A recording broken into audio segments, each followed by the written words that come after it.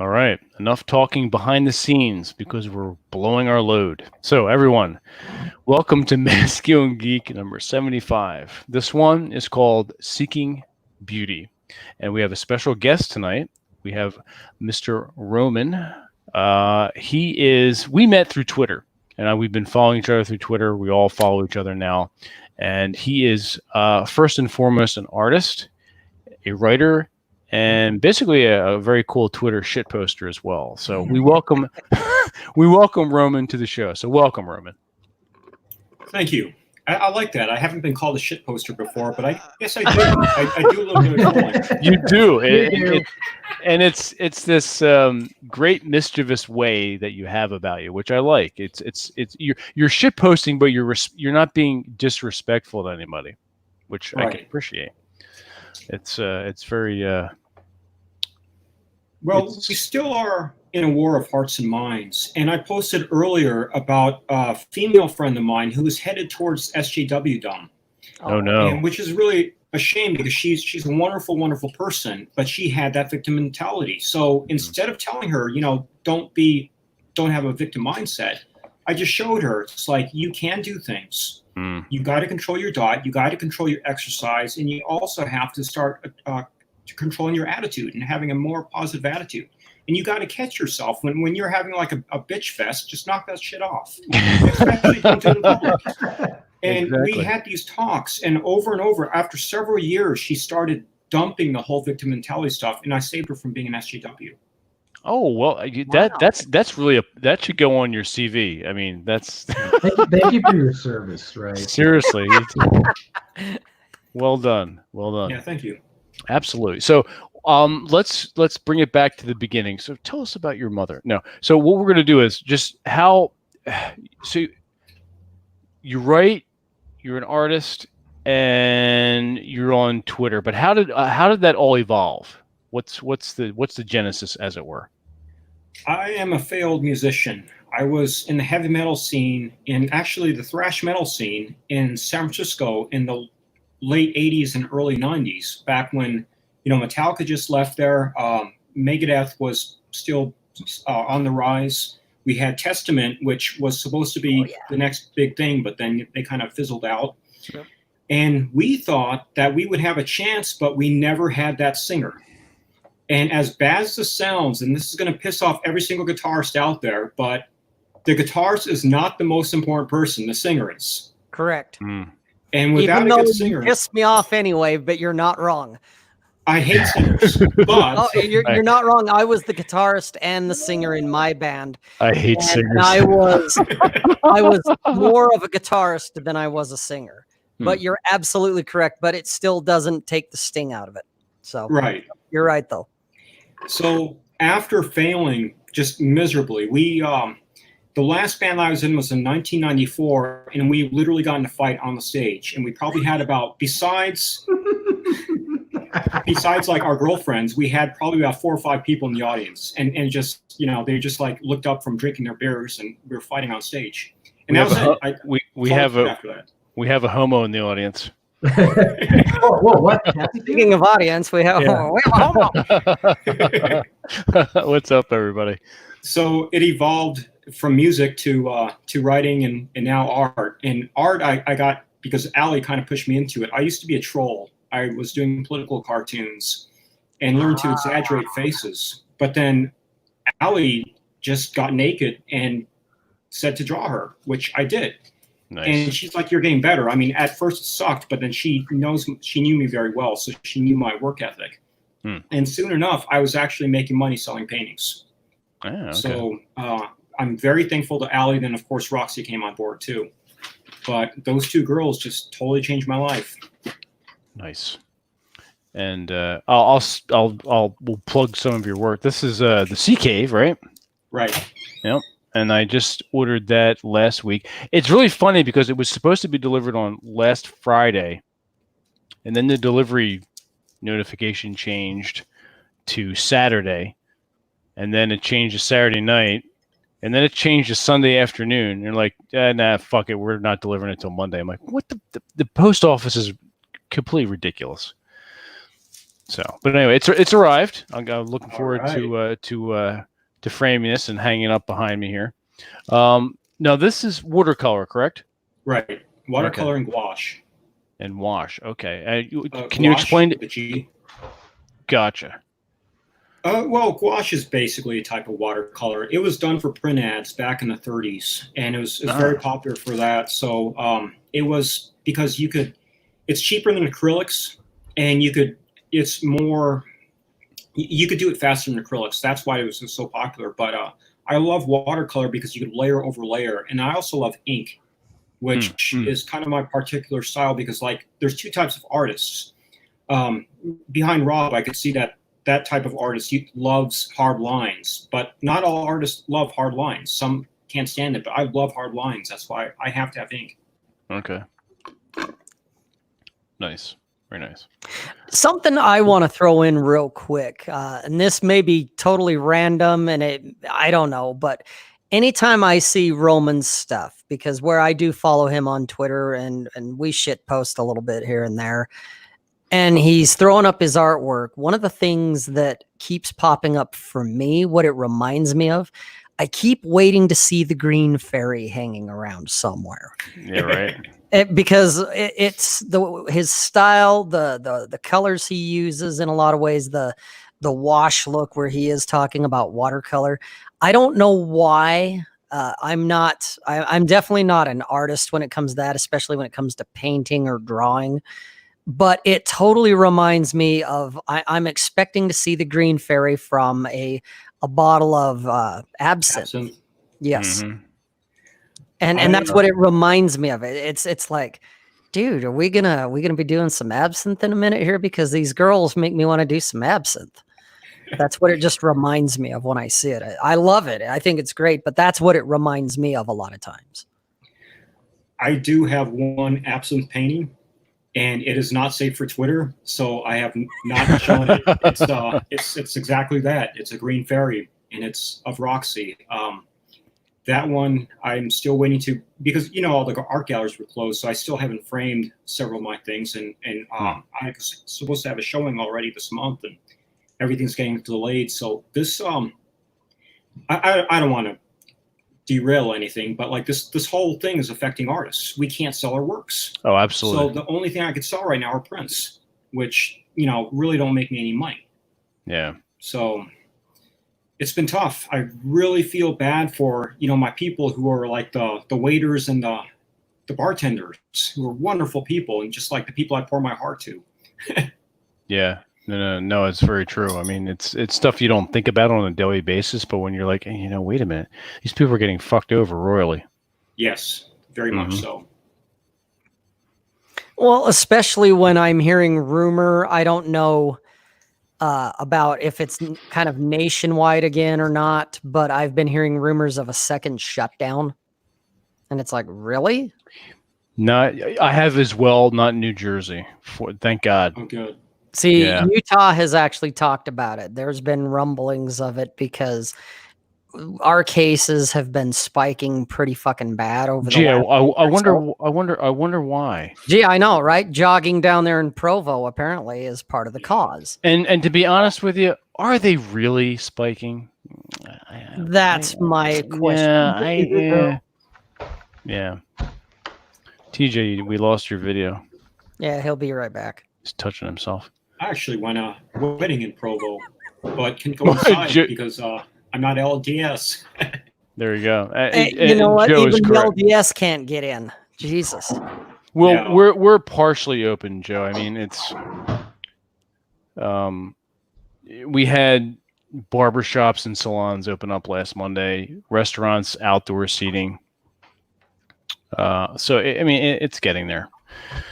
The main thing is my issue is the gym, and come on, that's common sense. I mean, go into any Walmart, and you're like, it's fucking filthy, but that's fine. But the gym, which is a lot of them they wipe everything down. People come through behind you. The cleaning staff are pretty on point, and what you're doing is healthy. So making yourself healthy is apparently a fucking problem. That's this whole thing is like just full of Swiss cheese. It's like there's so many holes in this bullshit. You're just like, what? You could see through this shit. Like, use Neutrogena. What the fuck? It's completely political. I don't want to get too much on a rant with that shit, but this is more towards positivity and beauty. So we'll leave the Kung Flu alone for now. There you go. I got a question for Roman. So, has this always been I've looked at a lot of your prints and illustration. They're just the paintings that you've done, and I was curious if this has always been your preferred style. Is this something you developed over time? And what is it about it that you like? You were just talking at the beginning about not liking those clear lines, like with the the masculine geek art. The hard lines, yeah. Yeah, the hard lines. What is it about it that you like? What emotion or thoughts does it conjure up for you, or do you like, and do you want the person who's looking at it to think about? So it goes back to when I was in junior high. I played Advanced Dungeons and Dragons V1. So yes, I have a strong geek side. Nice. And Shock. I absolutely loved the artwork in it. And I hated V2 because they took all the nudity out. I got so mad when I saw V2 because it became politically correct. Yeah. And I was so mad. I never played it again until decades later. So I like kind of referencing those artists, the artists from V1. I don't know if anybody's played that and knows the difference, but like I grew up on that. Yeah. Sutherland was very, very big on that too. Love Sutherland. Yep. Yeah. And I also love Heavy Metal magazine. Oh yeah. So back in the day, I thought that a lot of the artists there were really good. And if you know Heavy Metal back in the day, you remember Julie Strain? Sounds familiar. Yeah, very familiar. She's got long black hair. She's 6'1", and she always plays kind of like the Amazon woman. She's been in Penthouse numerous times. She's been in a lot of really bad B movies. Yeah. Okay. Just do a quick Google image search, and you're like, oh yeah, I know her. Well, already looking. Yeah, one of my friends actually dated her, but she fell off a horse and got amnesia. She lost the first 20 years of her life. So she doesn't. Yeah, and it's sad because like today, she has dementia from that fall. Damn. So it's just sad how much she's devolved. But she was a huge influence on me because she influenced Olivia de Bernardinis, and she was the muse for a lot of really good artists. Nice. Yeah, we were just talking about that before the show. Yeah. Concept of muses, yeah. Okay. So Roxy is kind of like a present day Julie Strain, and it's nice. I don't know if it's coincidental or if it just happened like that. But she's got the same long hair. Her hair's literally down to her waist. She's got big tits, just cute face. Just everything about her is very Julie Strain-ish. Nice. She's not a bad looking chick. Throw it up. Share it out. There, I'm looking for an image here. Here we go. All right. Thanks, Bacon. StreamYard, share screen. Third story Sky Dungeon. I like it. Sky Dungeon. No. How about no? Okay. All right, there we go. Put that up there, Vince. All right. Whoa. It's not bad at all. Okay. Yes. Yeah. That's yeah. I like it. Mamacita. Mm-hmm. Oh. Rah. Wow. See? So she's been to a million comic book conventions. Unfortunately, I've never met her in real life. I've had the opportunity, just never got around to it. So not anymore. Unfortunately, she's falling apart. And there's rumors that she died this year, which were not true. But she's I don't think she's got too much longer to go. How old would she be now? Well, let's She see. would be late 50s. Late 50s? She was born in 62. Okay. Yeah. Born 58. February 18th. Yeah, she was Penthouse Pet of the Month in June of 91 and became Penthouse Pet of the Year in 1993. Yes. Cool. Yeah. Well, she's not a bad looking woman. Oh, yeah. God damn. Nice. So, Roman, how did you come up with the name Roman Opium Tales? So Roman obviously is my first name, but I'm glad you asked. Opium Tales is actually a reference to Lucy Sadal, a model who died in 1862 as an opium addict, and she was the muse for Rossetti, Dante Gabriel Rossetti, who's a pre-Raphaelite painter, one of my favorite painters of all time. Gorgeous woman. She's 5'11". She's got red hair down to her waist. Here, I'll share a screen. And Rossetti was, I mean, I love the guy. He's a great artist, but he was an asshole. He just cheated on her with everybody. And she ended up developing anorexia and got an opium addiction, kind of because her self-esteem was shot. But she herself was also a painter and a poet.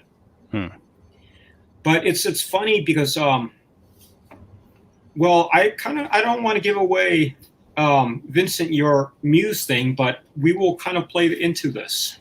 Sure. If you want to lead to the muse part. Yeah, well, that's one of the chapters in the Masculine Geek book that I've been not so much struggling with, but trying to add meat to. And one of the concepts that I'm going to stress and try to explain is, well, one, the concept of a muse, and also it's not to be confused with, although it can be because of the intense passion involved in it and the interplay, the dynamics between your muse and you. It can be like, oh, well, hey, Vince, that's one-itis. Well, maybe if you could look at it that way, but the man who has a muse is aware of what's going on. Okay, and that's important. It's also important to realize that you got one life. You need to enjoy it. Right. You know, that whole suck the marrow out of life. Well, part of that, we're men. We like women. We love women. If you don't, then that's fine. You go do your thing. It's not what we're talking about. But the love of women, what the fuck? The love of women that's intrinsic and part of the concept of a muse. And having a muse is, number one, you don't marry her or get into any kind of live-in arrangement with her. It doesn't work. And then the whole dynamic of a muse starts to fall apart, which I will be talking about. So, but yes, that's one of the chapters in the upcoming Masculine Geek book. So there you go. Which is funny because Lucy Dahl was Rossetti's muse forever, and she kept trying to get him to marry, and he kept putting it off.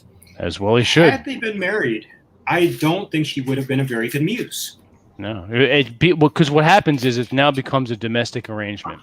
Right. Not to say that your muse cannot perform domestic functions for you, because not for anything. That's not for nothing. That is part of her. It's part of her job, is making your life easier. It's very. A man having a muse is actually very close and akin to a man having a submissive. Now, is he coercing her? Is he, forced? No, she does it because she wants to. That's the whole idea behind it. So, yes. What's up, Chris, in the chat? Luke, Atham. But, yeah, you cannot domesticate your muse.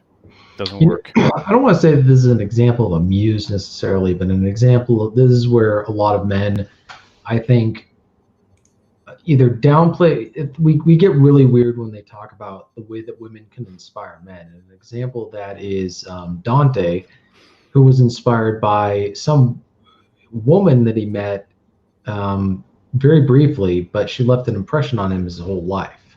I think she died or something like that, and he was like one. Yeah, he wanted to marry her, but he wrote. I think she's featured in the Divine Comedy. Yeah. Yes, I know exactly who you're talking about, and I wish I remembered her name. I want to say it's like Justine or something like that, but I may be thinking of Marquis de Sade. But it is. You're right, because I started reading about that in one of the books I'm doing research on, and that was completely platonic. There was actually no meeting together. It's the same with Samuel Johnson and his friend's wife. It was very platonic, but he's this older gentleman. She was younger, and it was an inspiration for him. It gave him energy and a verve to his failing health in life.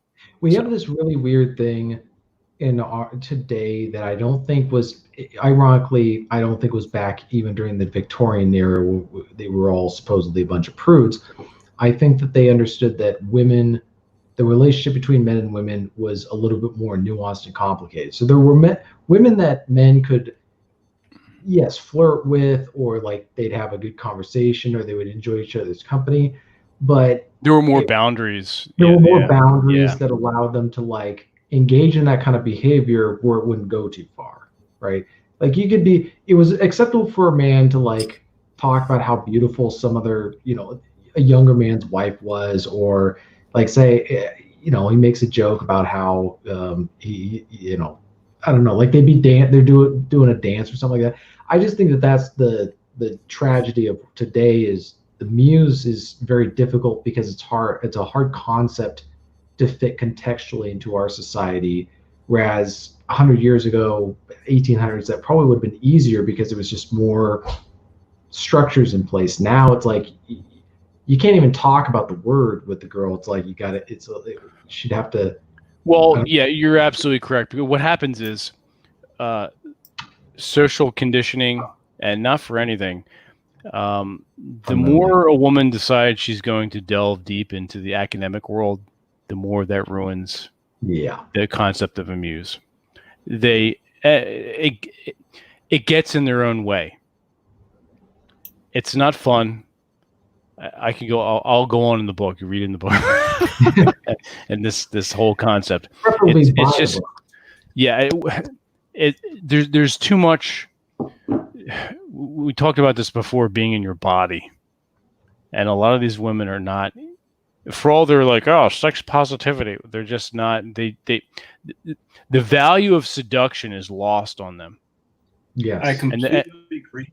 Yeah, and the value of creating good memories is completely lost, and it's sad. It's really sad because you're like you want to make this happen. You are aware of it, and you're going about your life like with these things in place, and these girls, they're just, it's just like, what the fuck? They're on a different, not all of them, some, not all. They're on a different plane, and they just don't value. It's reading too much into it, overthinking shit. Now, a guy can. It also comes back to demonstrating, not explicating. You have to demonstrate with your behavior, whether that's leaving this person alone or ignoring her, or just demonstrating the behavior that you want her to follow. Yeah, if that makes any sense. I think the real the real key marker is post and pre-college. Like I can just tell from like when I see girls that are like 19, 20, they're just starting college, whatever, they still kind of got life in their eyes. And then you see them after college, and it's like they act like very. Well, it's like the Dark Crystal with those little Muppets that get the soul sucked out of them. I forget. I don't know if anybody's ever used that analogy, but I mean, they're all haggard and gray, and they got the big wide, like they're just staring straight ahead. It's like, what the fuck? Well, that's the thing, is like when they're younger, they're in awe of just things. Like little things excite them. Oh yeah. Oh, you're right. Absolutely. So I got a sad story to add to exactly what TJ was saying. I have 3 examples. The first is Allie's, that she went to college for a very short time and dropped out, and is now a hairstylist, which is great. She's got plenty of soul. She's totally alive, and she loves life, and she's hot. I got Roxy, who never went to college, and she's smoking hot because she relies on her looks. She knows that's her strength, and that's the field that she's going to. Mm-hmm. Then I have the model that Allie and Roxy replaced. She went to college and has no soul left. She is incapable of having fun. Mm-hmm. She, oh Jesus, how explicit are we going to get here? You can. This is Masculine Geek. Have at it.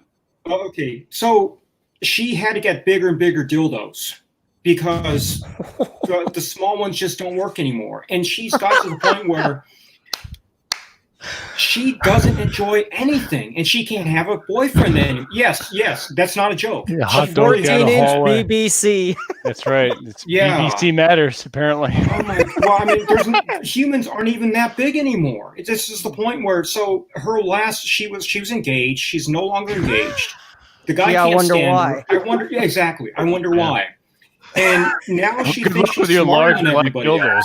else.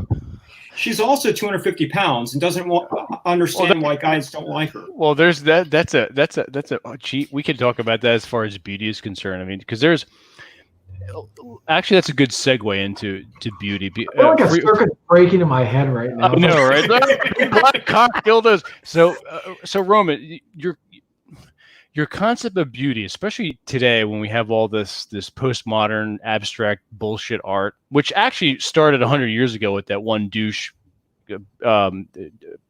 illustrating him and just setting up a urinal, and everyone lost their fucking minds over that. Oh, this is great because you can interpret it any way. No, it's a fucking urinal. Yeah. So people masking taping bananas to the walls or setting up a pile of bricks and calling it art. So for yourself, what reception do you have to that? I mean, does that just complete repulse you? What are your thoughts on that? It's complete garbage. Okay. One of these days, I'm going to get around to publishing some of my pencil stuff, and you'll see I'm a real artist.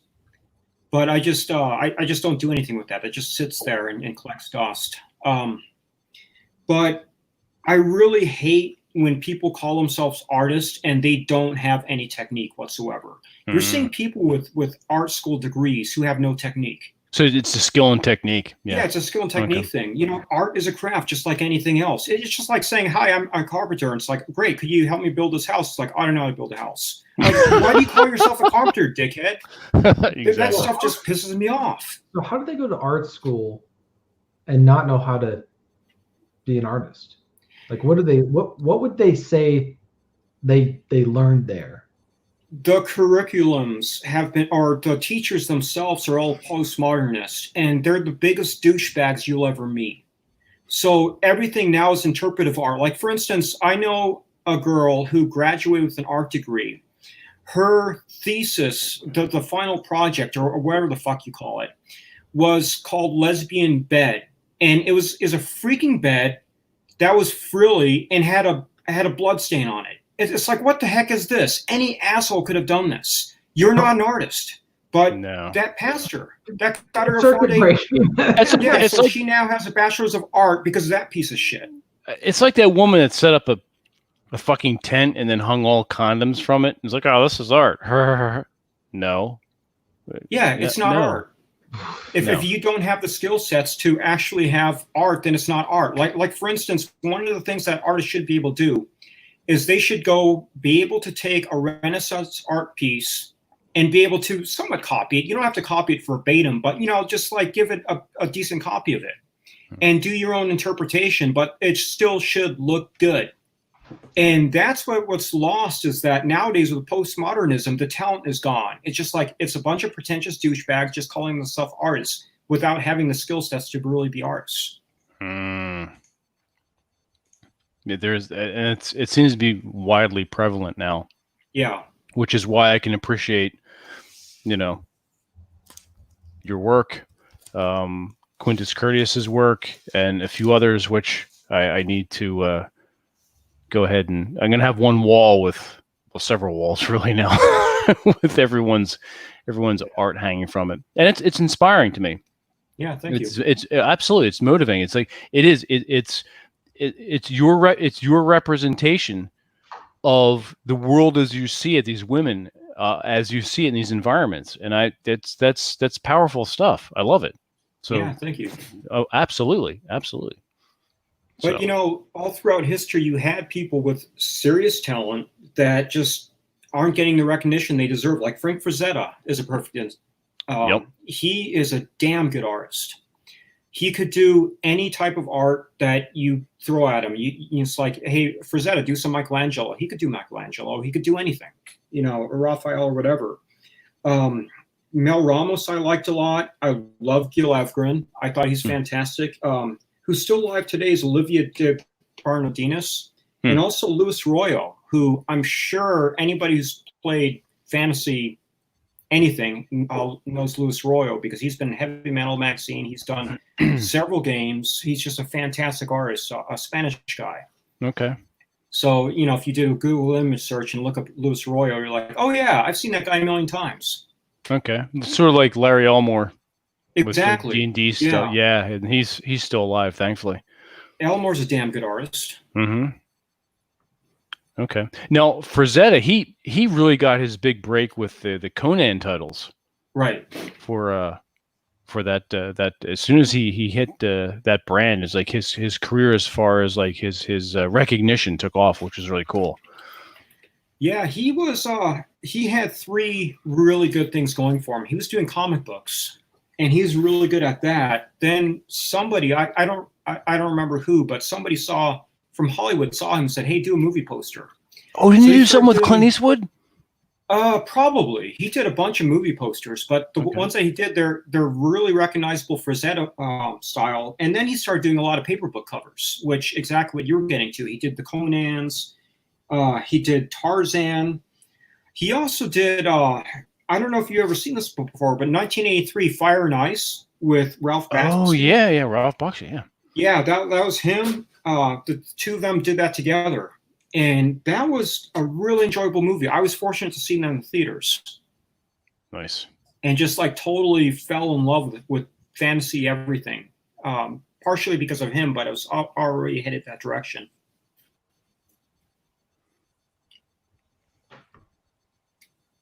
Oh, thanks, Nick. Yeah, you know, that's another thing that drives me crazy is I don't like digital art. I respect that there are some digital artists who have talent, but it's a lot easier to do than actually using your hands and putting it onto canvas. Yeah, you're talking about this once again, the skill and technique and the time put into it as well. Oh yeah, well, for instance, when you're doing something with the canvas or watercolor paper or whatever, you can't fuck up. You can't make a mistake. With digital art, you just hit the Command Z, and it just undoes any mistake you do. So you could you don't have to worry about spilling anything on it, which I spilled coffee and I drink way too much, obviously. And I've spilled things on my painting before, and it's like the painting's ruined. You can't do that with digital art because all you have to do is Shift Z or Command Z. It's the same thing with writing. With the typewriter, yeah. I've got my typewriter. I've also got my ink quill pen. You're writing that stuff. Because I tried experimenting for one of my books that I wrote to just try and get a feel for it that it involves typewriting. And I just thought, yeah, you can't make a mistake because you can go back and correct them, but it's not like you can structure out stuff the way that you can. Like my work is so easy compared to a reporter back in the 30s. Now, granted, back then things were different. They had 30 copy editors to do stuff. But yeah, it's the same thing. Like you really have to be careful about stuff compared to somebody who's like, oh, I make a total mistake. Control Z. It's all the mistakes all over. It's the digital in a lot of ways isn't real. It's not. Yeah, that's a good point. Yes, it's interesting you brought up writer. With a typewriter, do you feel like it's more connected to your soul? Oh yeah, I mean that's one of the things I really love about the typewriter is it's got this sound. Yes, it's got this punch the keys. For God's sake! For God's sake! Come on now, dog. Great movie. It's funny because like older people will remember the day when IBM released the thing with the cube. Yeah. And you don't get the thing stuck. The typewriter thing stuck. Like you type 2 things at the same time, they'd be stuck, and you have to physically reach into the typewriter and pull them out. And the IBM Cube fixed all that. But sorry, you were just about to say something, TJ. Oh, just like there's actually, I like the sound so much on my old laptop. I still have a program that you can turn on, and so it makes all the typewriter noises when you type and that kind of stuff. So I used to do that to kind of like get that rhythm, but there's something about doing it because it's like it's printing, it's doing like a word process. Like typewriters is doing 2 things. It's a word processor and it's a printer in one machine. so it's printing at the same time as you're writing. So you've got to think about it, because you write, you make a mistake. Yes, you can do backspace, switch to the white ink, go back, correct it, and all that kind of stuff. But Or use whiteout, yeah. there is whiteout, but I mean, for the most part, you've got to get it right. And what I like about it is it makes you. It just feels more masculine and assertive when you're like a room full of guys on typewriters. Preferably with some cigarette smoke and a little Like bit of, an old time newsroom, yeah. yeah. Oh, dude, I'd have loved going into a newsroom where it's just like just everywhere. That'd be There's copy. Yeah, there's cigar smoke. There's whiskey bottles, underneath all the desks as they all drink. Like I would go into a newsroom back in the day when I used to be in a newspaper, and it would just be this very quiet. It's like it sounded like a mouse nibbling on something, in some back room or whatever. And it always bothered me. I was like, we need something peppy, something snappy, Yeah. Mhm. Well, it was like this. Like you're talking about it. It kind of linked to the soul. There was this tactile, and Hemingway once said, "Don't confuse action with emotion with action." Yeah. There was an actionable intent to writing whatever you were writing. You were putting your body was going into the writing. So that in itself, there's a beauty in that in itself, which I think we're missing. So It's funny because going back to the movie Superman 1980, the kids today won't recognize just how important it was that Clark Kent kind of was a douchebag, but he could sure type fast. And the editor, the owner of the paper recognized that. It's like, yeah, Clark Kent kind of is a douchebag, but have you ever seen anybody type that fast? there you go. And nowadays that doesn't matter. But back then it really mattered because you had 24 hours to get the paper out. Yeah. It's funny you say that because back in high school, they offered that. That was a class. Yep. And I didn't take it, much to my chagrin now. Although I will have to say I have a theory. I'm a very quick hunt and peck writer. And maybe a little slow because sometimes the thoughts don't keep up with my fingers. But what I don't have is carpal tunnel. So a lot of people who know how to type and do type very well suffer from carpal tunnel. And I've talked to a lot of people who do the quick hunt and peck. We don't have fucking carpal tunnel. So I think it's winning on our part. I actually I have 2 huge bricks that or That's not where I thought this was going. No, sorry. Because I sit at my computer a lot, I write a lot, and so these muscles here, the forearms, can get really stiff. You just like curl so the brick or do what that. I do is I take the brick and I hold them with my fingertips for as long as I can. They weigh about 20, 25 pounds, and I hold them. And that what it's doing, like I do that to keep me from getting carpal tunnel because I don't want to have that. And it's one of the frustrating things about a guy like me. I'm very big on physical activity and lifting and all that kind of stuff. With the gym's closed, and then I'm sitting at my desk all day. That's where it's like you got to come up with creative ways to just. No, that's a good idea. Yeah, and get up and move around, but yeah, keep your forearms and your fingers well trained. Yeah. But getting back to the whole the concept of seeking beauty and kind of moving towards that positivity, because even now with we're talking about, I think TJ and I were talking about a little while ago on one of our podcasts about architecture and how it's suffered in the past 100 years, I'd say. I mean, maybe it's being conservative, but it's everything has moved towards a very minimalistic utilitarian style. And there's no sense of place or time in those buildings. There's nothing that draws you. I mean, you don't even want to be in them. So the last major architecture style that I absolutely loved was Art Deco. And when you drive through Miami, they still have an Art Deco district, and you just walk through there, and just all the buildings are gorgeous. Miami Sound Machine, what's her name? Gloria Stefan. She owns one of the buildings. She has a net worth of $550 million. But wow. anyway, she owns one of the buildings, and it's gorgeous. The whole area is gorgeous, and it's like, why can't they make buildings like this again? And it's something that just drives me crazy. And like when you see this, you are willing to fight and kill to defend a city that looks this good. You're not willing to fight and kill to defend brutalism. No, there's no investment. Intentional. Yeah, there's no investment. I really think that's intentional. I think it's to the point where it's dividing people, where they don't care. And if you want to keep somebody down, just like have the architecture so bad that it makes you sad looking at it. You don't care if it gets destroyed. Yeah, you don't care if it gets destroyed. Like these malls nowadays are so freaking ugly that if a bomb hit them, it's like who's going to care? It would probably improve it. Yeah. I would kill anybody who tried to destroy these Art Deco buildings. They're gorgeous.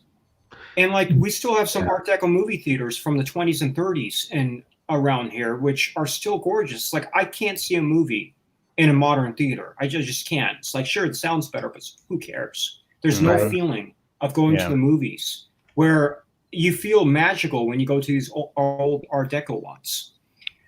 Before that, or after that, the only style I like, and this is just because I'm a weirdo, but I like googly. It's the Jetsons. Oh, gotcha. Yeah, and the other examples, like that one Las Vegas sign. It looks very futuristic, and it's a very short segment in the 50s where it was a style that they were trying to get futuristic, but it came and went, and most of it's gone. But I love that style. I think it was the last style that actually had some pizzazz to it. Now all the architecture is dead. It's just not even worth defending. Yeah. I know a lot of people will say, "Oh, well, it's economy. It's cheaper to make this." All right. Well, okay. At what cost, though? I mean, what's the long term, long play cost on this? You've made something that is probably not going to stand the test of time. Looks fucking ugly as shit, and there's literally no soul to it. Right. So, I mean, where does that leave us? I mean, what's these architectural firms? I mean, how do you? So, Roman, how would you combat that? What would you do going forward? I mean, Sometimes you have to look at the past to get inspired. Like, for instance, just take an 8-hour walk through Madrid and just walk the entire city. And that city is freaking gorgeous. It's one of my favorite cities to walk through. My wife and I did several times. Brasov, Romania is the same. I've heard Bucharest, Romania's, but we didn't go there. We went to some of the other cities. I was supposed to go there this year, but that got canceled because of the whole coronavirus thing. Kung flu. But we're going to go next year to Romania. Cool. But any of these cities, another one that's really nice to walk through is that one in Croatia where Game of Thrones is. Okay. I forgot what it's called, but it's just a gorgeous city, and just right away you understand why they filmed Game of Thrones there. Yeah. And these cities, people are willing to kill for. I don't like to say die for, because I'm a fan of General Patton. It's like, you don't die for your country, make the other son of a bitch die for his country. Yep. Oh, there's that. Yeah, that's my mentality. I'm not planning on dying. I'm planning on preserving. Yeah, absolutely. So I'm going to make the other guy die. I'm here to lose. Yeah, exactly. So there's a question for you from AC2RM1. Mid-century modern homes. Not really from the outside, but from the inside, some of them are kind of neat because they're set up to be social, which is nice. Like if you're having a party, a cocktail party, they're fantastic. Like the whole concept of a drawing room and whatnot. Yeah. They're just totally set up to be social. The rooms themselves are small because the common areas are large, because you're supposed to get drunk with like 20 of your neighbors. And seriously, that's what they're designed for, which is fantastic. I love the concept. I just wish that they would have had the outside looking better. Yeah, not sure what happened there. Hey, Red, how are you?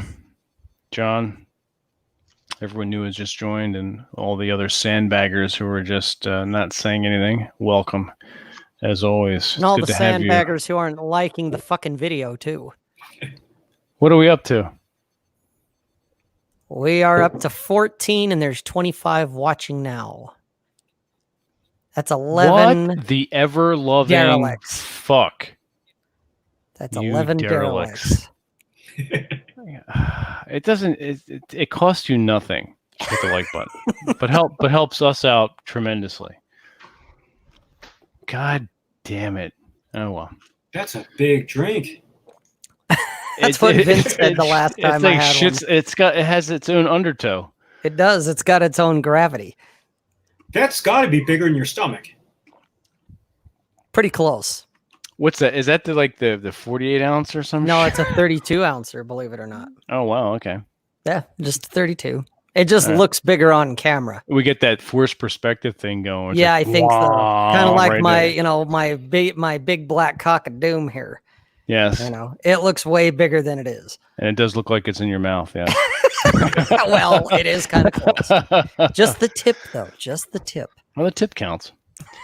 So I know there's been some chatter in the chat about cars, and that's the same concept too. Like I remember my father would tell me he had growing up, we rode around in a 1962 Mercury Comet, no air conditioning, with a radio with the ivory push piano key push buttons on it, with a back seat the size of a fucking couch.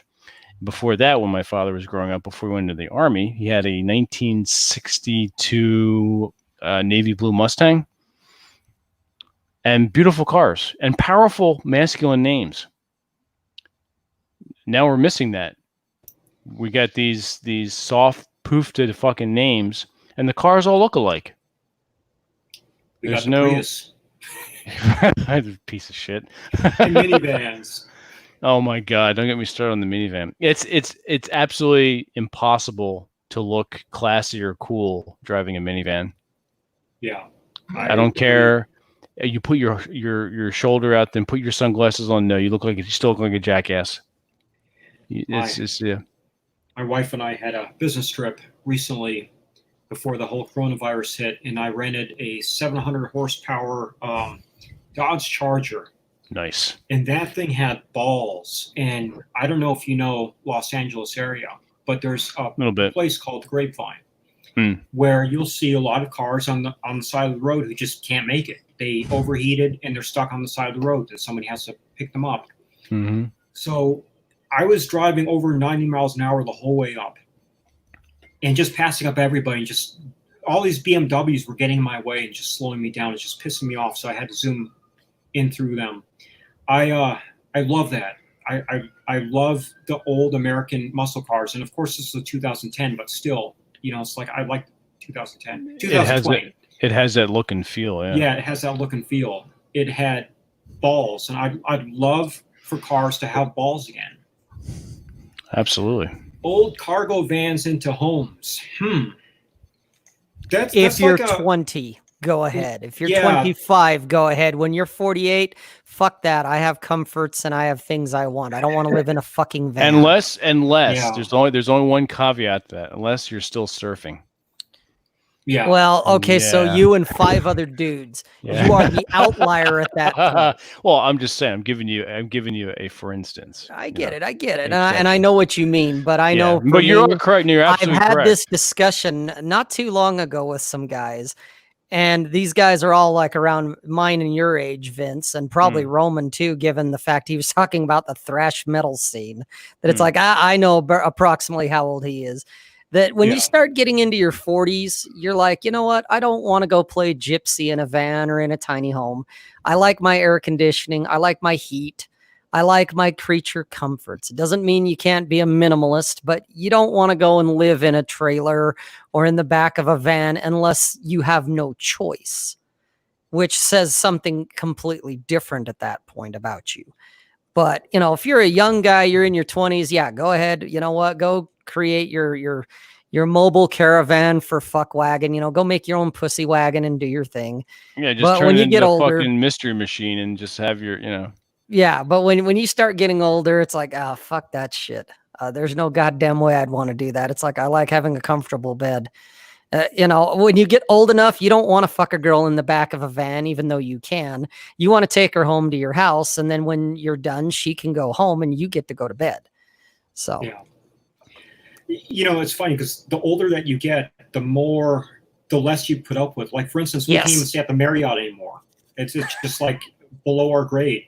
Yeah, right. Yeah, no, you're right. But you're absolutely right. I do believe that every man should go through that hippie/gypsy stage where they should know how to survive on practically nothing. Yeah, I agree with you there. Yeah, I think the stage is something that a man should go through. Yeah, it's a good foundation. It's a good. It really going forward, it puts things in perspective for you. Allows you to appreciate that, and a little bit of suffering goes a long way to building a decent character. Yep. Oh yeah, a man's supposed to suffer. A man needs to be punched in the face before they can call himself a man. Yes, absolutely. It's funny. We were just talking about that with the meetup out with Rob. TJ and I are going to meet out there at the Village by the Lake. Well, maybe not TJ if he doesn't buy his. He's tickets. fucking dragging his fucking heels over here. Come on, get with the program. It's been a month now, over a month. We're very disappointed in you, TJ. Don't disappoint us. I'll try to get over it. Wow. We've created a monster. Look at this. He's literally over there going, "Don't tell me what to do, Dad." Jesus Christ. I do what I want. Well, apparently not. Get your tickets. But we're talking about guys who, when we grew up, when we were younger, you get into neighborhood fights all the time. Right. You knew how to throw a punch, and you took a punch, and then you dusted yourself off and dusted your opponent off, and you were friends again.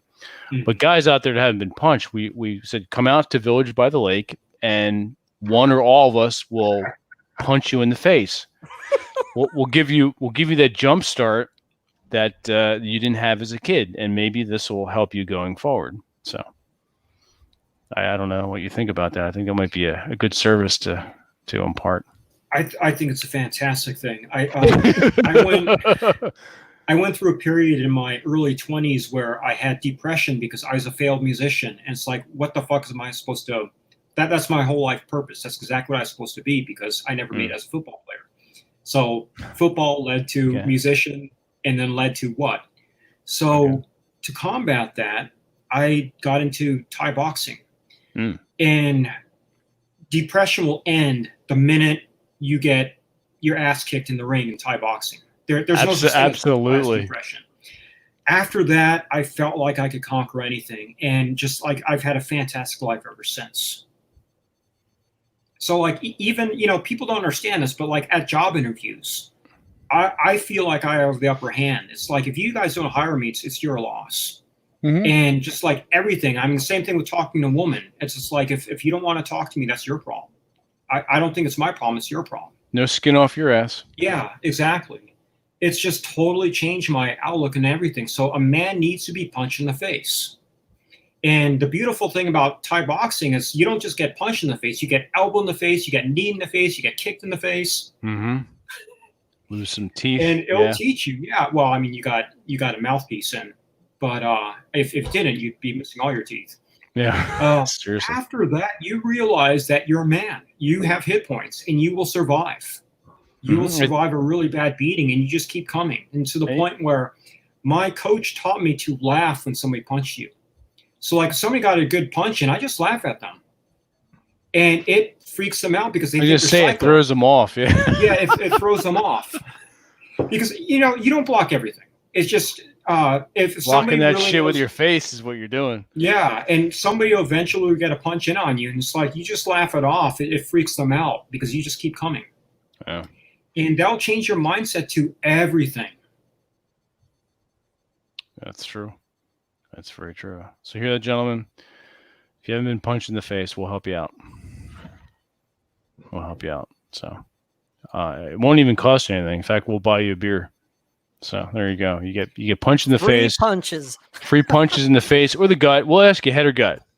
So, and then you get a free beer, a cigar, and a drink, and a meal. So. Well, the other thing is it's also male bonding afterwards. Afterwards, you go out for drinks. Absolutely. It's a win for everybody. Yeah. I don't know if they're still around, but the Dog Brothers DOGG. They were a Hmm. fantastic group where they would have these Filipino sticks, and you just beat the shit out of each other. Mm.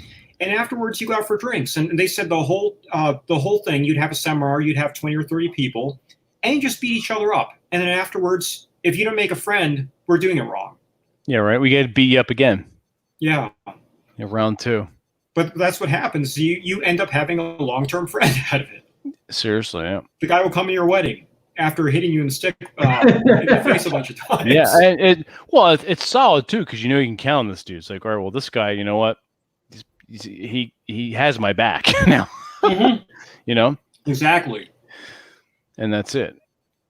But yeah, today it's just everyone is too bubble wrapped. Adults too. And the kids grow up into adults that are bubble wrapped and expect everything handed to them, and they expect no struggle or strife or any kind of negativity. Everyone's like, "Oh, I got to be happy." Well, no, you don't. Who says you're supposed to be happy? That's not an end goal. That's your reward that you get when you're out and about doing your thing and being a human being. A decent entity on this earth. Your happiness is your reward. It's not. Yeah. It's not your birthright. Happiness is a chick thing. Men are supposed to get shit done. Well, exactly. Men, we don't. I have never said. You know what? Yeah, I'm not happy. I've never fucking said that to anybody. Yeah, I'm not happy. Rob and TJ have never said to me, "Hey Vince, you know what? Yeah, I'm just not happy." What? we talk about getting hit. Right. We don't say I'm not happy. No. The problem with that's something that somebody says, like a 5-year-old says, or a girl. Right? Well, they're children. Well, they're children. That's exactly it. It's like people are complaining about this, or they expect it. It's almost like they expected, like whatever they felt as a child that made them happy, or those comforting feelings. They think that has to continue into adulthood. Yeah, I mean, other than the when Thomas Jefferson was writing the Declaration of Independence, there was 2 things that I would have probably changed. One, and he didn't remove it, but he had this thing condemning slavery in it, which was great, but they took it out because people got all butthurt. But the other part that I would have changed is the pursuit of happiness, because what he should have said is the pursuit of a masculine word, like the pursuit of I know he's being rhetorical and all that kind of stuff, but the pursuit of excellence, or the pursuit of something, ambition, like personal, whatever it was. But the problem is the pursuit of happiness. It's like that feels. Well, I would say that their idea. Well, let's back, because we're looking at it through the lens of of now. Their sense of happiness was completely different, I'm sure, than what ours is now. And John still is making a good point too. Happiness is indeed fleeting. I don't know. The durable fulfillment is probably too hard of a concept for most people to grasp, but it is fleeting, and right. that's the goalpost with happiness keeps moving. So it only moves for if the mainstream culture tries to move it. Well, that's it. The idea behind happiness, because it is fleeting, is a great marketing technique for you to buy shit. So yeah, and so what I would argue is, for me personally, I can be happy if I've had some decent meal, I'm listening to a good radio serial, I've got a good book, very basic stuff. Whereas other people, it's well, it's content, like we talked about before. It's contentment in the moment. Contentment in the moment, and so I think that a lot of people, when they talk about happiness, it's I know nothing is going to make this person happy, because the problem is them. They want, it's nothing is good enough for them. They got to have everything. Yeah, so they constantly move. They constantly move their own goalpost. Yes, they're constantly moving the goalpost. But anyways, I did have a question for Roman on when he does, like, kind of walk us through how you do your paintings, like how you do, like, when the models come in, and how you set the stage for stuff. And is there anybody's kind of not style of painting, but the way that they do their work? Is there anybody who inspired you to do it that way? I rip off so many people that I think I've developed my own style just because I ripped off so many people. I have ripped off a lot of the golden age of pinups people. Like, for instance, you'll see some airplanes from World War II, and like, oh yeah, that kind of looks like Rick Oman ripped them off. I did. Nice. So yeah, Allie and Roxy are real people, but that's not the real names. Roxy was over today, and she was on my bed, and I was just drawing her, and that's just what we do. The drawings turn into paintings. And it's funny because before the paintings are done, we will Skype each other and like, so what do you think of this? And it's like, oh, like the last complaint that she had, it's like, I spent a lot of time on my eyebrows, and you totally minimized it. So I'm like, okay, the next one I'll do your eyebrows more. So little things like that. I mean, it's funny because I love constructive criticism. That helps me. And the next painting, I'm really going to show that she actually spent money on her eyebrows. But that's kind of how it's done. It's like I have the live models. I draw them first with pencil. And then I have some crazy idea of like what's going to be in the background. Like, is there going to be a dragon in the background? Are they just going to be in water or whatever? And the painting I'm working on now just has this weird wizard's tower with a pelican in it. I don't know why. It just happens. Cool. Pelicans are always fun. Yeah, well, the pelican actually came when I was visiting H-Bomb on Twitter. We went to his town because I just happened to be in the LA area, and like, hey, you live close to here, right? And I won't give away exactly where I was, but he's like really close to that area. And we just met. We met up for breakfast. We had breakfast together for 3 hours. Absolutely fascinating person. He's that one guy who does the physical exercises without weights. He does crazy body weight things where like I don't even see how he does that stuff. Where he's like, on his hands and he's walking or doing some weird shit like that, which I'd probably kill myself if I even attempted that stuff. But he said, the reason he does is he's older, so he doesn't do weights because they do a little bit more damaging. He also he fights and he trains people. He knows a lot of famous people because he's in that area where he's actually trained people that you know of, celebrities. Oh, wow. Nice. I got another. I'm feeling other people have asked this question or are thinking of this question. So you draw or you do paintings of these girls nude, right? How does, if this is not too much of a personal question, how does the wife feel about that? Oh, it's funny because I'm glad you asked that. One of my flaws as a person is I have a problem detecting sociopaths and narcissists. And she, for some reason, has sixth sense where she picks them up real fast. And we had two narcissists and a sociopath get through me. And she was telling me, she's warning me, it's like, these are very bad people. Mm-hmm. I didn't listen enough. She was right. So now she filters everybody. And if they get through her, they end up being my models. So she gets along great with both Allie and Roxy. She likes Sophie a lot. She liked Jin a lot, except Jin is retired. So that's a great question. She's there. She's in the other room.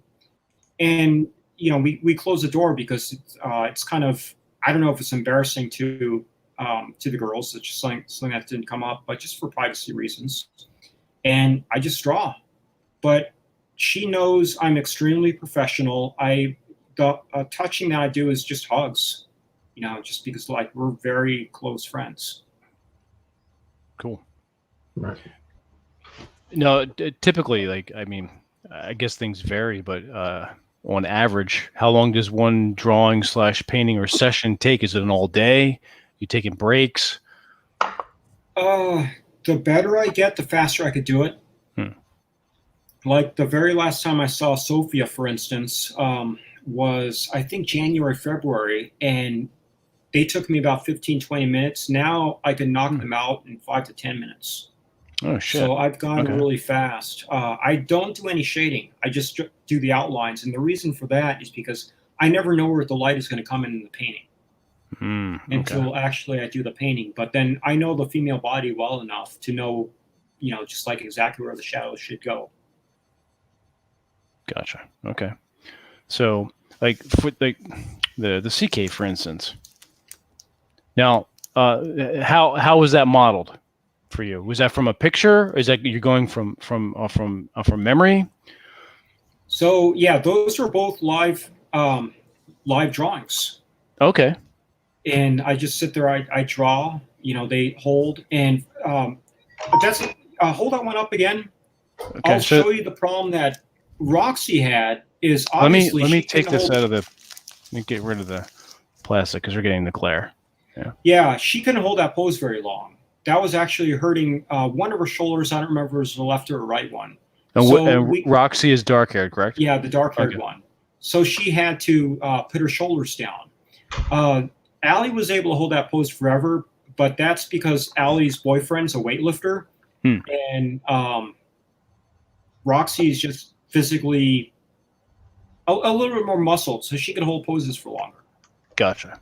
And neither of them are professional models. Sophia is a professional model. Sophia is actually Sophia Jade, and you can see her on Pornhub. She used to do porn. Oh, shit. Yeah. Jin actually was a professional model too, but she's retired. But if you look at Gin and Tonic, she's been in several B movies. She was a vampire once. She was several other things.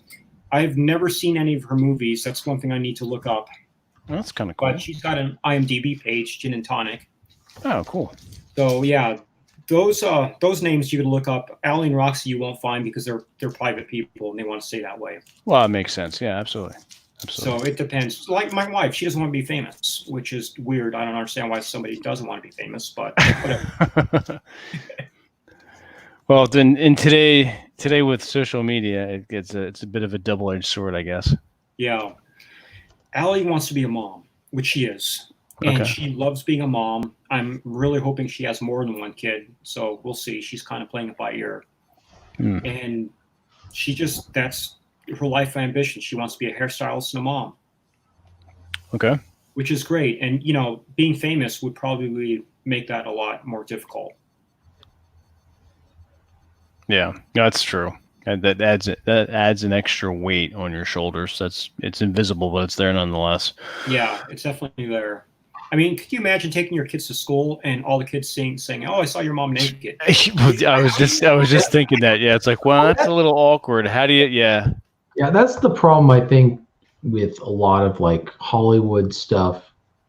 Like, how do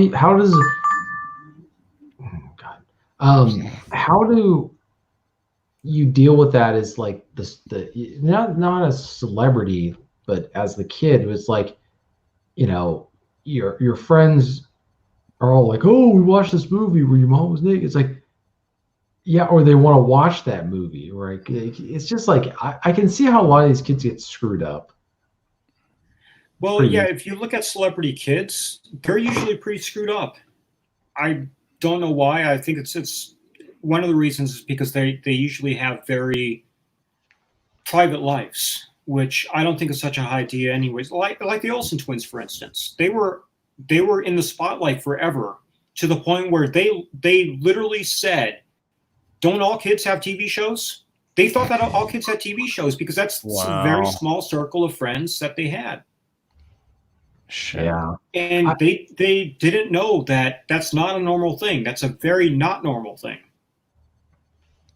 Yeah, that's what's really fascinating about, like, I struggle with in terms of I go out of my way to kind of expose myself to different points of view, but it's also I grew up in an area where I've always been surrounded by people of different views. I've always been my viewpoint has always been the minority, which is fine because like it forced me to at least understand other people because I have to deal with them.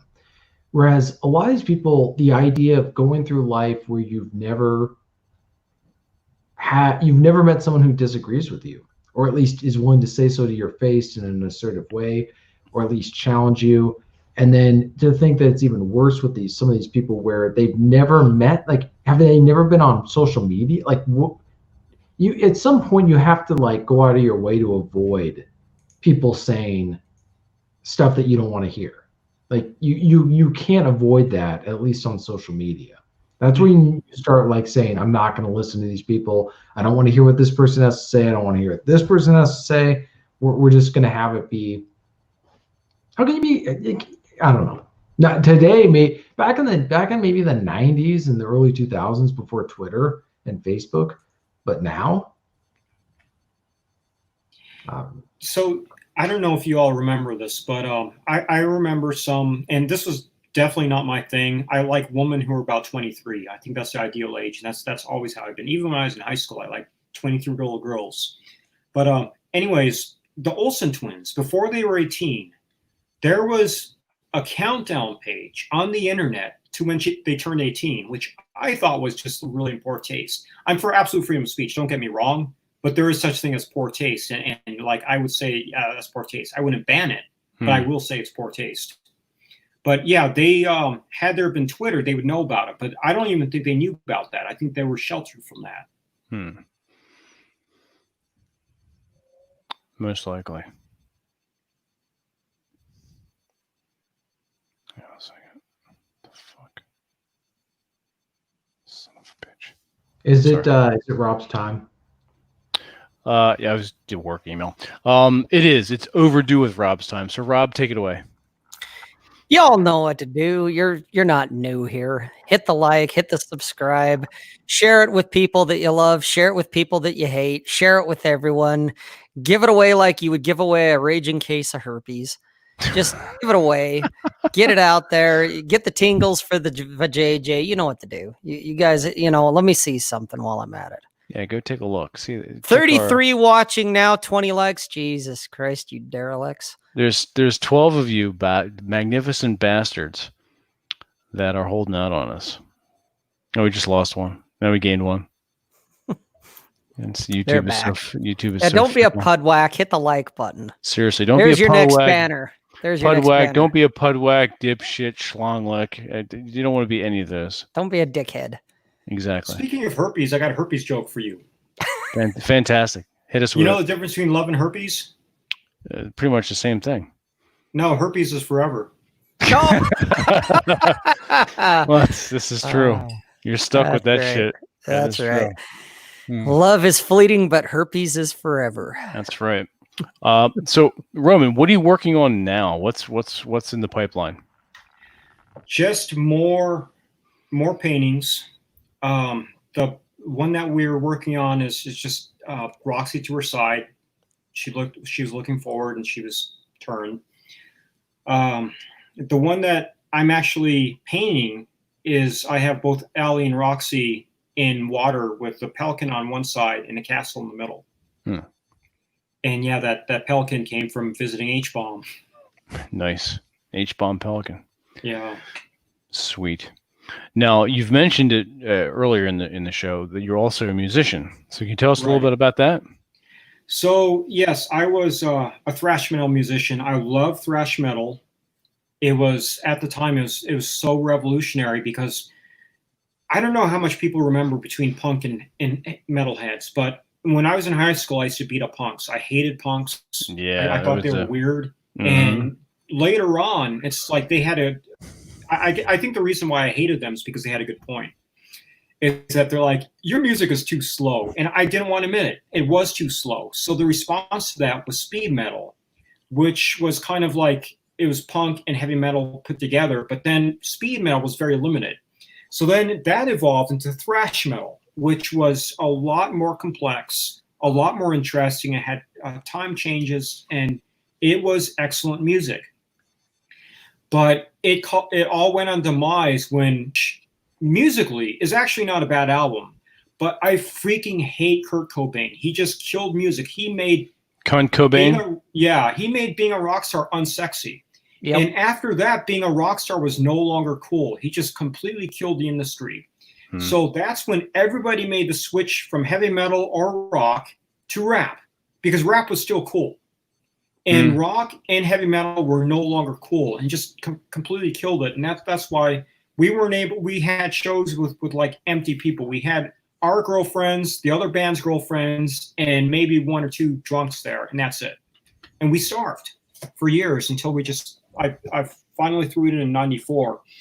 I came back years and years later when my son was in high school, and it's like, okay, he's kind of he's a very self-sufficient person. So I was like, I'm going to get back into music, and just was like, once again, went to progressive metal. And once again, the people that we sold to were just like really dorky guys. Like, I can't stand progressive metal. That's just like what I was. Until I heard Beethoven, and just like, I need to do classical music because I've always loved classical music. Every single thing from that era is now public domain. So you could download it for free on the internet, like including the textbooks. And I learned to orchestrate music, and that's the route that I ended up going is I learned how to do orchestra. But I also found out that Russia is so poor that you could hire excellent musicians and actually pay them and record real, just like real string orchestras and get them recorded. So what you hear on that EP is you hear a real orchestra playing because they're broke. Yeah, that's all done in Russia. Oh shit! So yeah, it's a combination of this music is more dance music because it was funny. I was drawing Roxy, and just put my thing down, and all of a sudden she starts dancing. She's sitting there wearing nothing but panties, and she dances. I swear, the cutest thing I've ever seen in my life. And I was like, okay, I'm gonna write this girl a dance song. And I didn't know what to do, but I used to like disco in the '70s. So I wrote a disco tune, and that's Princess for the Night. So that actually has disco music with real string orchestra recorded in Russia, sent over to America to be mixed. And we recorded it in a studio here in California. And then mixed it. Oh, that's really cool. Yeah, so that was a blast. And once again, she's not my wife, so I think she made a great muse. See, there you go. That's it. Another example of how to handle a muse. Yeah. So yeah. I'll continue doing orchestra music. Okay. I will eventually write a symphony before I die. Nice. Very cool. Now you have you write as well. We'll get to that, but you have a website where people can buy your music, correct? Right. Opiumtales.com. Opiumtales.com. Okay. So I sell prints there, and I sell my music there, but the paintings I sell in real life just because I like to actually meet the people who buy the paintings. Gotcha. Okay. Very cool. Now, you mentioned that you had a show cancel. Was that a gallery or something you were setting up yourself? Yeah, no, that was a gallery. Okay. So I've met with a few gallery owners, and we'll have other stuff in galleries. That's postponed, but it's indeterminate because our governor is just a piece of shit, and he keeps on saying one thing and then just keep on delaying it. But I think he's an idiot, and I think that the state is ready to revolt on him. So most of the Democratic governors and mayors are complete pieces of shit. Yes. Yeah. Yeah. I don't like to take sides, but there's definitely one side that's handling this crisis better than the other. Oh, it's glaringly obvious now. There's no even a fucking monkey's be like, huh? It's yeah. All right. Now, so cover your painting, your music. Now you're writing. You just started getting back into that again, correct? Yeah. Okay. So I'm going to release a bunch of short stories. My wife and I actually wrote a TV show. And I actually have a friend of mine who writes, and I don't want to say his name because I don't know if he wants to be private again. I got the feeling that he's going the corporate route. But he wrote a lot of, he submitted some sort of to Star Trek that never got accepted, but he did write some Star Trek ones. He did some other television programs, but I knew exactly what he made, and it is shit. I understand exactly why the writers went on strike. So we tried to. Opium Tales was originally a TV show that we were going to pitch, and I was going to get $3 million to fund this. But the guy who was supposed to fund it fell through. Oh shit. which is sad. I mean, that's just life. And we were going to have $3 million for the pilot episode of Opium Tales and release it as a TV show and hopefully, get rich doing that. So I took those pieces and I turned them into short stories, and I'm going to sell them as short stories. Okay. Will you be self-publishing, or you go the mainstream route? Yeah, it will be self-published. And I think that's the also way have to some go. stuff in, agree. Yeah. I also have some stuff in Punch Riot, which That was really my next question too. Yeah. Promote Punch Riot. Nick is a great guy. Mm-hmm. Absolutely. And I'm really hoping he's successful. The writers on there are fantastic. Mm-hmm. Agreed. So I have a book right behind me by, whoops, just a second. Okay, my foreign language is terrible, so Barry Nishizawa, right? Yes. Yeah, Oh, the Level Cannon. yeah, that's really good. I have that too. Excellent book. Isn't that great? I Yeah. freaking love the book because I totally saw myself in one of the characters. I don't want to say which one, but I was like, this guy's fucking me. I mean, it's just so right on me. Just like all my flaws. It's like he had a bunch of the same flaws. It's like, is Barry spying on me? yeah, exactly. It's just, I love this book. I'm going to read it a second time soon. You know what the And best part about that is, though? I mean, the writing is fantastic. But you know what the best part that was shocked me, but I was also very pleased? He wrote it on his phone. You're kidding. You read go in the book, open up the where you have the dedication part, what they call the Versa, before the Versa page or whatever, and you'll see that he said something about him writing it on his phone. I'll be damned. Yeah. Team, I wrote this entire book on my phone. Further proof that anything is possible if you put your mind to it. Isn't that great? It's fucking awesome. It's so inspiring. Yeah. I actually want to, at some point, I want to do two things regarding writing. I want to write an entire book by hand, like longhand, and then I want to write an entire book by typing it out. Nice. Now, they're probably going to be shorter books. I'm not writing the books that I need. But I just thought, because I've got this typewriter here, and then I have the other typewriter there, that both have their ink ribbons still. So maybe I may run out, maybe I don't, but there's got to be a place where you can still get ink ribbons online or something like that. There's got to be. There is. There's a couple companies that still make the parts and still produce the ribbons, because there was a coffee shop near me that I'll take the bike up every once in a while, and attached to it is this antique shop, and I went in specifically looking for typewriters, and they have a few, which I will eventually go in and select one if it's still there. But one a day now, Vince, right? I know, right? Whenever this thing opens up, but the woman there was saying that the owner or whatever, she said, "Oh yeah, there's a couple companies that still make these." So I'm like, "Oh, okay, that's cool." I'm probably going to order a huge supply of them at some point, because the thing is, I love the fact that mine here and the other ones that I have still work. Yeah. The fact that they're I have a typewriter that's probably a century old and it still works. And so, being able to do that is pretty cool. Oh yeah.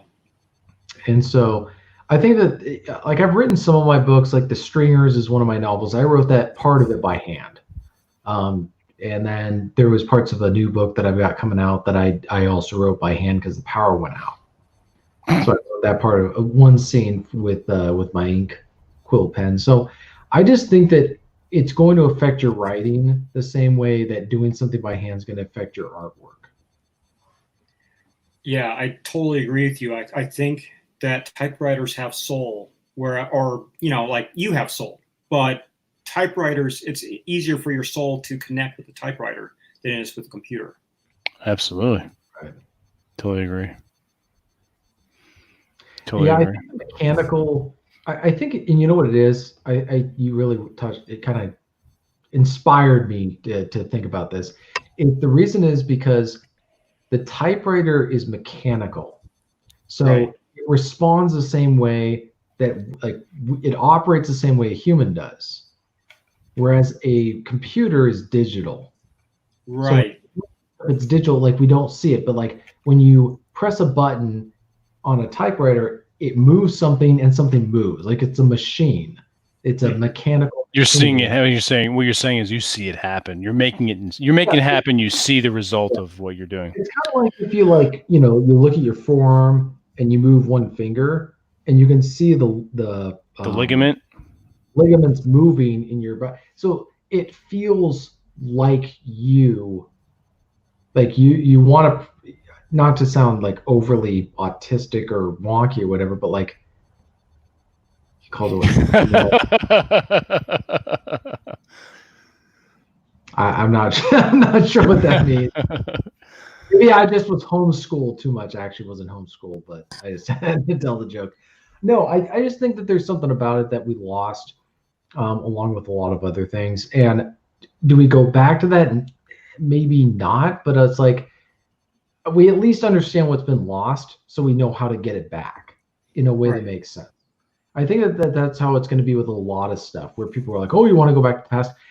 No, we can't go back we can't go back, but we don't have to necessarily go forward on the path that we're going on right now. We can go take a different route where we can get back the stuff that we lost without losing the stuff that we've gained.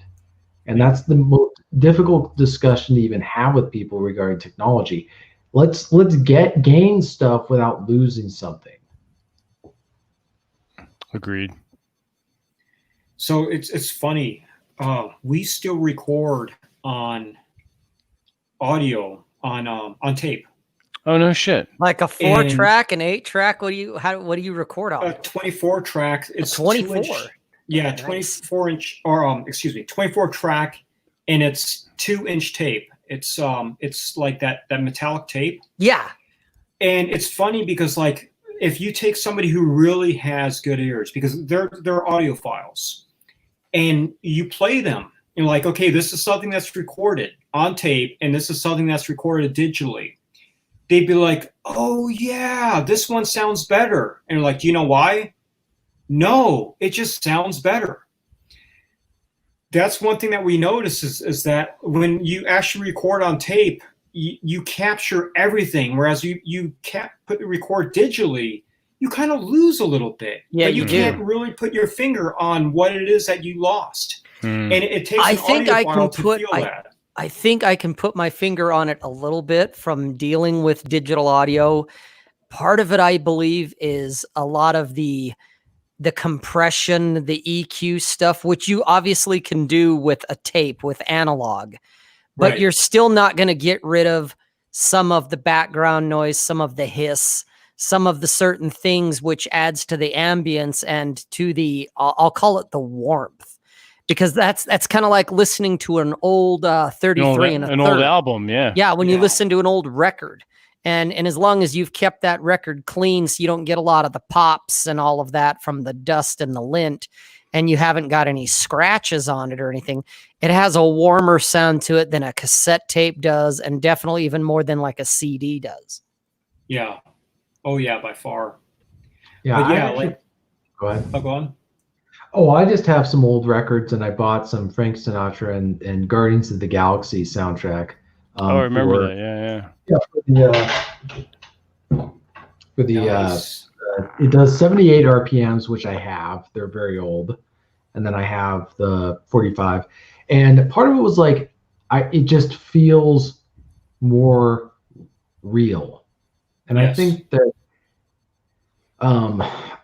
I almost wonder if we're going to start moving back, even within film industry as well. I'm curious your thoughts on this, Roman. Like, we used to do film movies, and then they went into digital. And I'm wondering at some point if they're going to move back to film, but also look at how much people take photos with their phones and they're clicking away and doing all this stuff. At what point are they going to say, it's not doing anything, it's taking away from the experience. Let's put away the phone.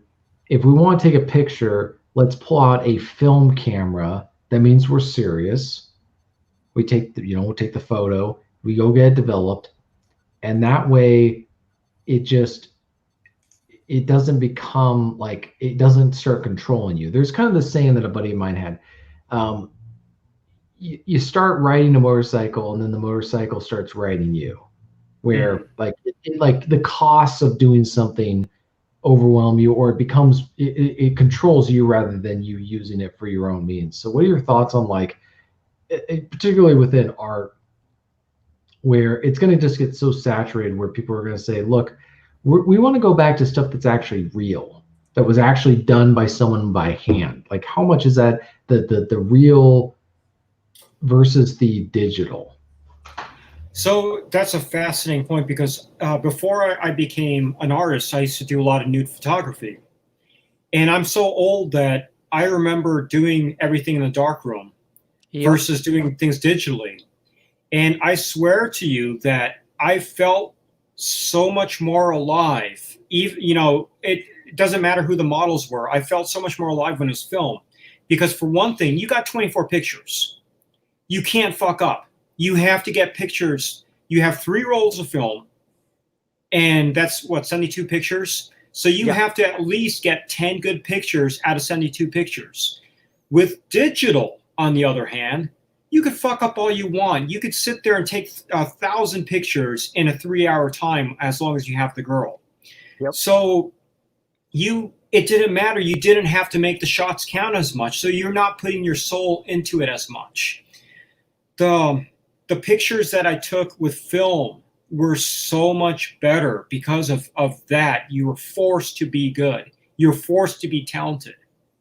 You're forced to be a real photographer rather than some douchebag that's taking 1 million pictures. Yep.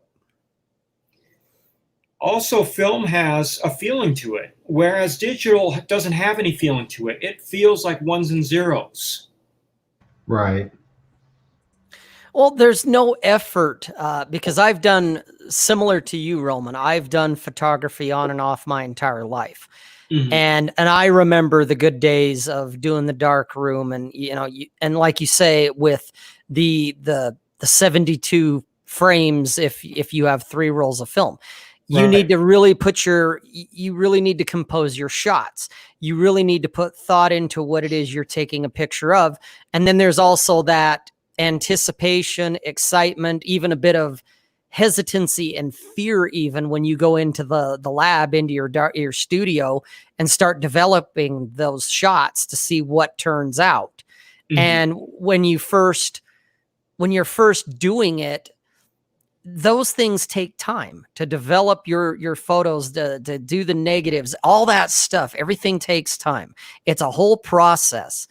And that's what makes you, in my opinion, a better photographer, is if you go in half-assed and, because we all kind of go through that phase, especially in the beginning, and you realize you just spent all this time taking all these photos and literally not fucking one of them turned out because they're blurry or they're overdeveloped, underdeveloped, whatever it is, your composition is off.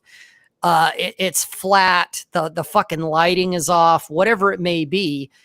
All that time, energy, and money, because of buying the chemicals and all of that other stuff, devoting space in your home to have that dark room and everything, all that stuff, you just literally threw it right out the window because it was a complete waste.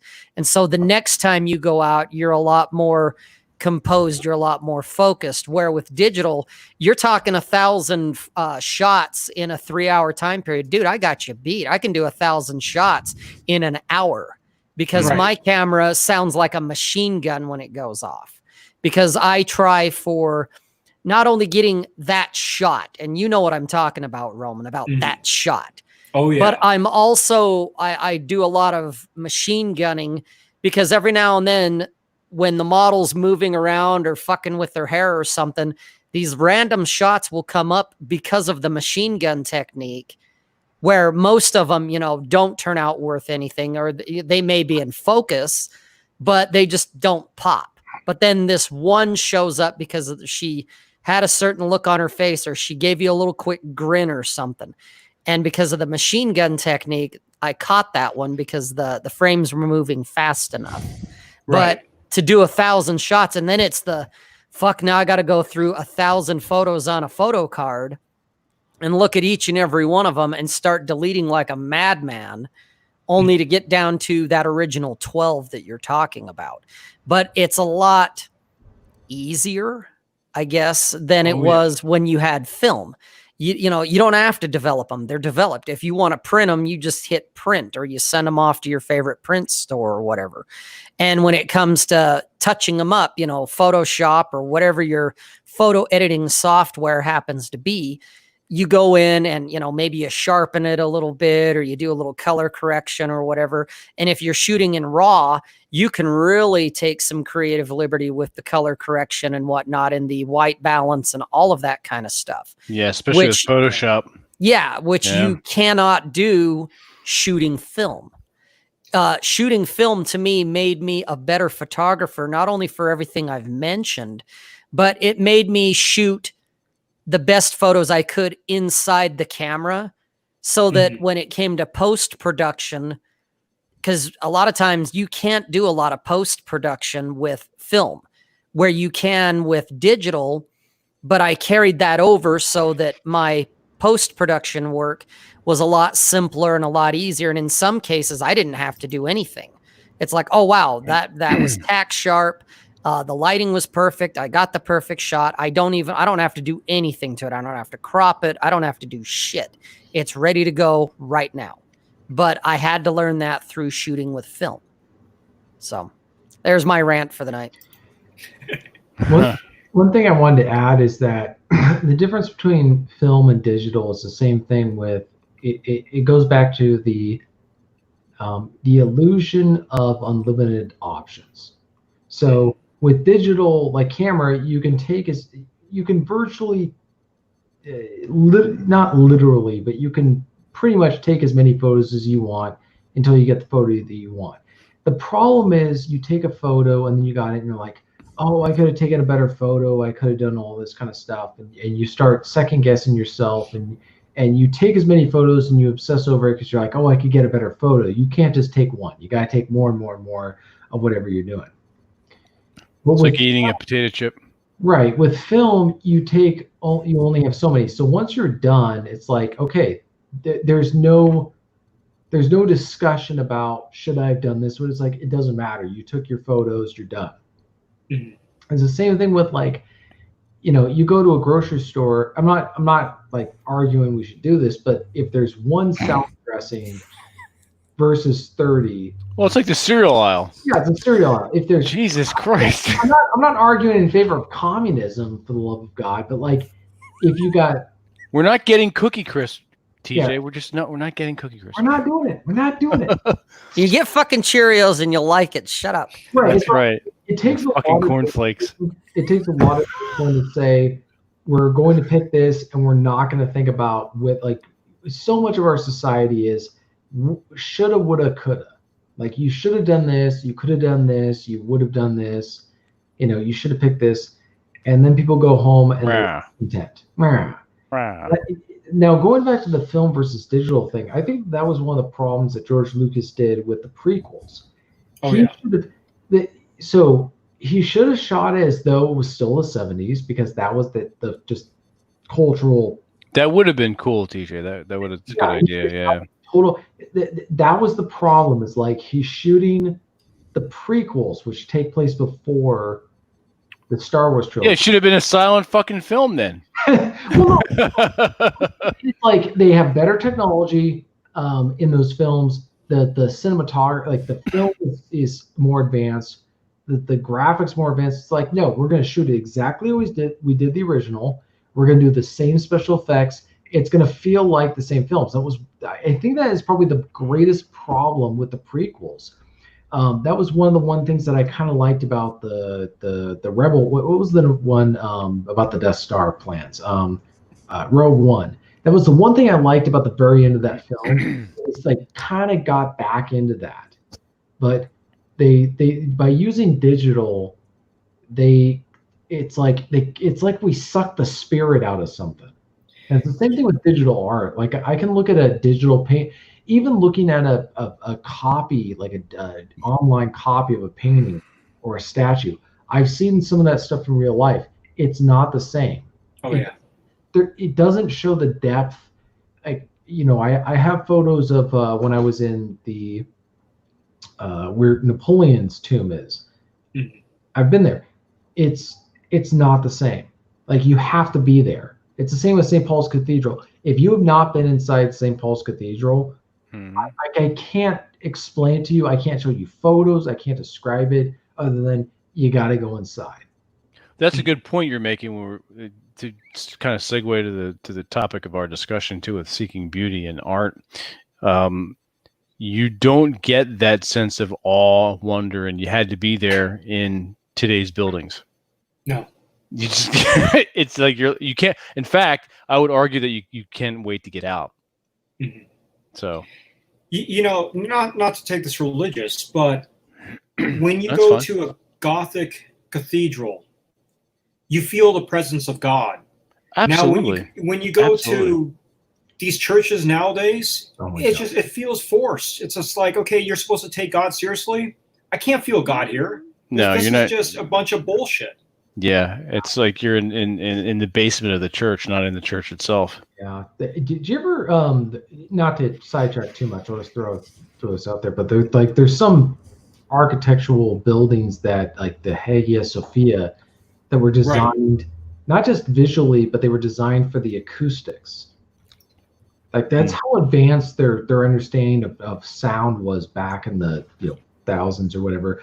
And so but nobody knew what it was like to sing some of the Orthodox chants in there, because they're not allowed. They haven't been allowed for 600, 700 years.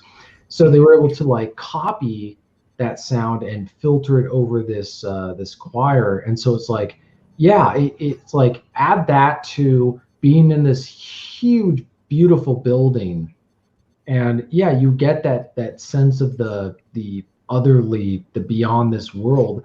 But today you go into a church and it's like, like you're almost feeling like you're ready to order a Big Mac. Yes, exactly. Yeah, I would love to hear a Gregorian chant in a Gothic cathedral.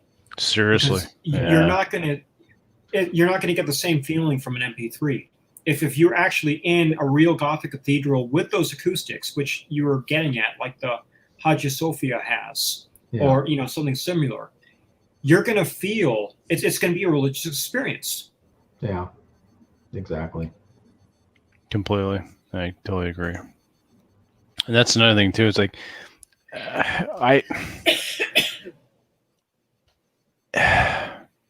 how do we move forward from this?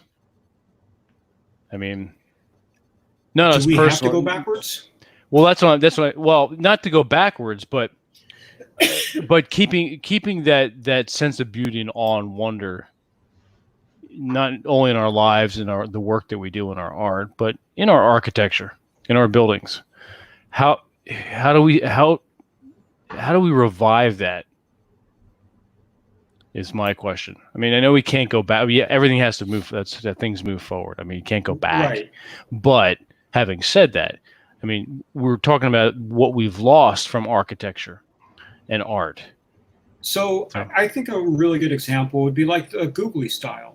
Is that it was done in the 50s and it looked futuristic. Why not bring some futurism back? So just think, what will things look like? What would a cool thing look like in 2400 AD? And think that way. We can do something really cool. We could do something futuristic. And of course, let the architect be an artist. Instead of just practicality, it's like, I'm going to make a big fucking building with no soul. No, it's just like, make a big fucking building with soul. Like the Empire State Building, for instance. That was a gorgeous build. Well, still is. It's a gorgeous building because it was Art Deco. And compare that with the buildings built in the 80s that were taller, but they had no soul to them. Yeah. It's like, I don't want to see King Kong conquer that building. That doesn't look any fun. I want to see King Kong conquer the Empire State Building. Because that actually has some feel to it. There's actually something to conquer. Yeah, exactly. I mean, not for anything. Shit.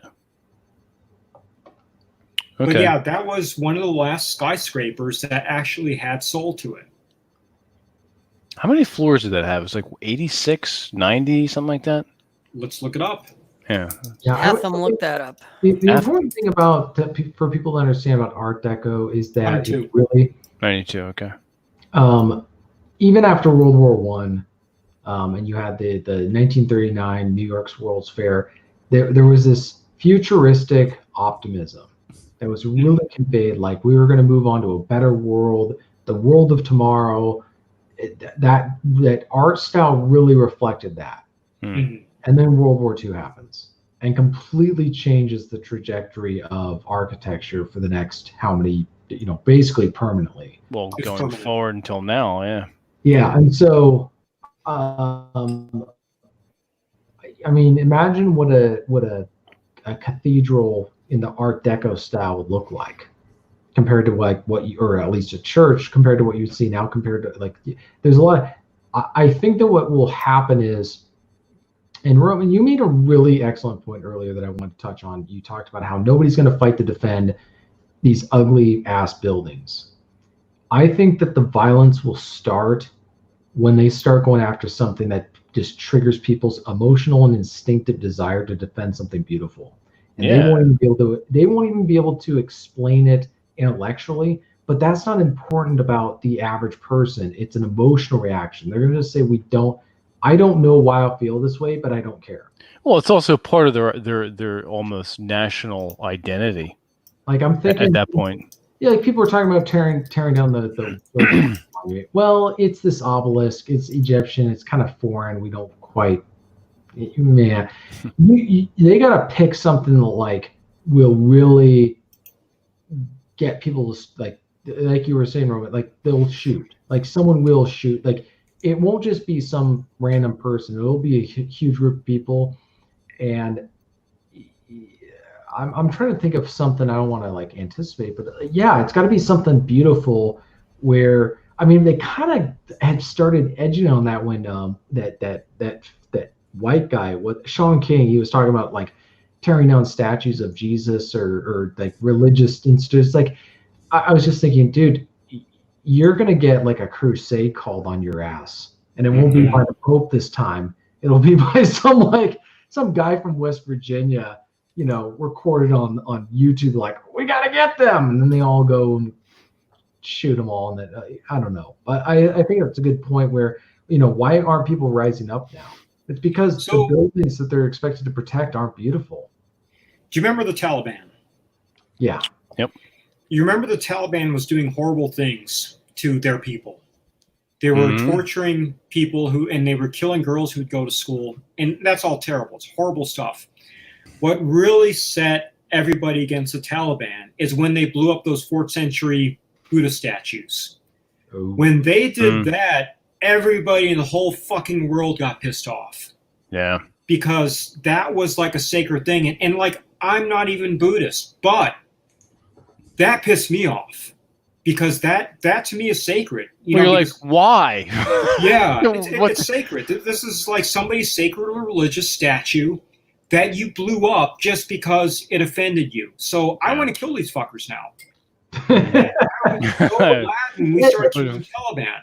Well, I'm pretty sure, like, what's funny is, like, even the British during the British Empire, if somebody had been going around blowing up 1,000-year-old temples or sacred, maybe I'm over romanticizing the British on this kind of stuff, but I just would imagine, like, considering they were like archaeologists, you had John Carver who was discovering King Tut's tomb or whatever. If you had people doing damage to archaeology, they'd have shot you. Yeah, they would have gone in and just shot you, and that kind of stuff. So yeah, I think that's where the line gets crossed, is when you hit something. The question is, what is in America that if you destroyed would trigger, kind of like with Notre Dame, right? There's a reason why they haven't talked about what caused Notre Dame to catch on fire, because whatever the bastard who did it, their identity, their group of people would have a lot of people breathing down their necks. So the question is, what architectural building in America, if you touched, would start a war? Well, we're hoping We're hoping it's any of the 1700s buildings, like everything from the White House to the Monticello. And I know that the White House is 1814. Was it? The rebuild. Yeah. It was burned down, back then. Yeah, it's the second White House. But any of those buildings are sacred, as they should be. And, certain buildings in Philadelphia, if anybody touched them, they need to be killed. The old city, yeah. Yeah, well, if somebody touched Independence Hall, yeah, perfect example. You've got a war on like that. Yeah. There's that's why you had the communists tearing these churches and buildings down in Europe. It's to demoralize and get rid of that sense of pride and nation and legacy. I mean, going back to Poland. I mean, when communism was essentially thrown out of Poland, I mean, it wasn't anything external. It was because the nation, as a people, rose up. Like, no, we're not doing this anymore. They had a sense of time and place and a connection to their earth, connection to their country and their bloodline. And then, of course, you had the Pope too, was also exerting some influence as well. Just having the religious background as well. But that's what's happening here now. Is this like, every diversity and everyone, love is love and everyone's the same. So why have this? We don't need this shit. You don't need this shit. Don't worry about it. No, we're getting rid of this. No. Yeah, but it's like, no, asshole. You're not getting rid of this. Here's something to keep in mind. Like, even when the communists took over Russia, they didn't tear apart St. Basil's Cathedral. They did not tear that down. Right. They didn't touch it. And for people who don't know, the guy the architecture who did that, after he was done with it, his eyes were put out, so he can do anything like that again. Just kind of like the irony of that, but it was architecturally, it's an anomaly.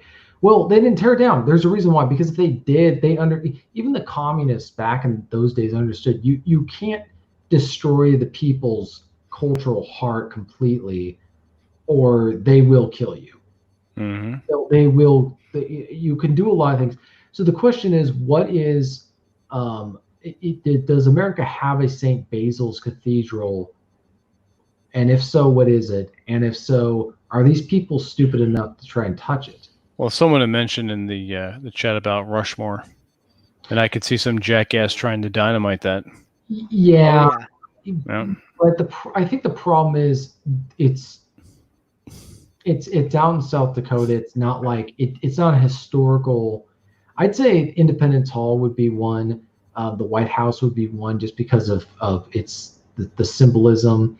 I would add, I can't think of anything that comes to mind specifically, but there's got to be something where if they started tearing it down, they touch anything at Gettysburg, there probably would be. Well, I was thinking people in Gettysburg are not there. That's not going to happen. That's just not going to happen in Gettysburg. That's not the clientele in Gettysburg, as it were. It's not going to happen. So yeah. We got to give credit to the LDS once again. I really think that if they went after the one in Salt Lake City, I don't remember the name of it, but I'm sure you know what I'm talking about. Oh, that tabernacle? Yeah, I'm very sure that the LDS would get together and kick some serious ass, which I would be right alongside them, helping them out. Pelted to death with 500 Bibles. The Mormons would probably just, if these people were aided and abetted by people in the government, the Mormons would just declare Utah to be an independent republic or state. No. Stop talking about the Mormons being red-pilled and all that shit, considering we just had the shooting in Provo, and what did the Mormons do? You see the guns? I would say absolutely nothing. Yeah. The Mormons are pushovers in a lot of sense, guys. Don't think that they're the last stand for trad community. It's like, no. There's some, but the majority of them are just as big as sheep as anyone else. So that's really the Mormons aren't. Because they're not going to save the West. I'll tell you that. People are sheep. The question is, what shepherd's call will they answer to? They will answer to the Lord, which means they will go and they will pray on their knees, and that's where they will be shot. The majority of them, that's what will probably happen. Seriously, the ones in I'm not Mexico kidding. were pretty hardcore. Well, the ones in Utah sure as hell ain't. They're soft. That's really a shame, because I was really hoping that the Utah ones would take the same route as the ones in Mexico. Nope. Most of the guys here are fat, out of shape, clueless, betas. You know, it's all the soy, just in Utah with its own added twist. The guys that happen to like guns and are kind of the rugged survivalist prepper types, they're not Mormons. Not the majority of them. They usually don't have anything to do with religion. The really devout here. I mean, the older guys that are older than me, guys that are like my dad's age, yeah, those guys, I wouldn't want to mess with them, but they're also 70 years old too. Okay. Okay. I'm glad you said this, and I'm glad you corrected me, because those are the ones that I remember.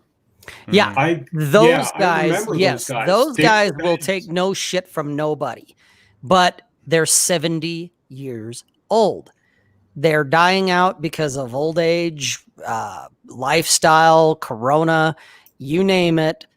They're a dying number. The current crop that is my age and younger, the majority of them, they're complete soy. They don't know whether to shit or go blind. And they're just as bad. I mean, Provo, where that shooting happened on Monday, that is Happy Valley. That is like ground zero for the Mormons. It's not downtown Salt Lake. That's Liberalville. That's where the liberals are. Okay. So a shooting in downtown Salt Lake, I would have been like, oh, that's downtown Salt Lake. It's almost like mini Seattle in a lot of ways. Okay. That's how liberal downtown Salt Lake is. Provo, on the other hand, that's where Brigham Young University is. That's where all the Mormons go to school. That's where they all congregate. And you had a shooting down there. And yeah, granted, they caught the guy. But the fact that you had a shooting in Provo and you didn't see a whole bunch of motherfuckers lighting that shooter up, if anything, everybody scattered. Everybody hid. We need to get the police involved. Get the cops on them. And it just tells me the Mormons aren't going to save anyone. They're going to bend the knee, just like you're seeing in all the photos. They're going to lick boots to whoever, whether it be the thin blue line gang or it be the communists.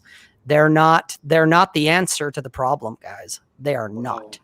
So don't look at the Mormons as being the bastion of hope that you think, because the ones you're thinking of, Roman, yeah, they're guys that are my dad's age. My dad's not LDS, so I can't really compare him, but it is guys my dad's age. The younger guys that are our age or even like TJ's age, they don't stand a chance. They do not stand a chance. And so that's just the reality, because I kind of was doing the same thing you did until I've seen some of the rioting and the jogging and the bullshit that's gone on here. And what's happened? Nothing. The rioters pretty much can do more or less whatever they want. And everybody just tries to stay the fuck out of the way. And it's like, oh, well, so much for the Mormon Brigade. They're not coming. They're not here. So don't count on them. That was the saddest thing I heard all week. Well, didn't mean to be the black pill of depression, but at the same time, let's get some things straight. That the older guys, the boomer Mormons, yeah, some of them guys, but the Gen X Mormons, the millennial Mormons, they're just as cucked, fucked, and screwed up as the liberals are. They're just as bad. They're waiting for God to save them, is what they're waiting for. How the hell did this country get so cucked? Remember when America used to be a badass country? Well, part of it is what we were just talking about. It's the destroying of beauty. It's the destroying of its architecture. It's everything down to what its cars. Yeah, it's really. I mean, you get this kind of like microcosm, macrocosm thing going on. I mean, it's representative in our art, in our building, in our production, in our manufacturing. I mean, even down to our phones, and I mean, the phone is a very the computer part of it. You know, this instant gratification, passive aggressive, weak bullshit. And Doc. All right, somebody watch Fletch again this weekend. No shit. But yeah, Roman, I think it has. But I'm not sure. I would say if I was to put a decade on it, I would say around the late 50s, early 60s. Mm-hmm. That's when it. I mean, especially with cars. Cars started to go out in the 70s, but with building and just the cultural zeitgeist. Yeah. And men becoming more soft because of the several things.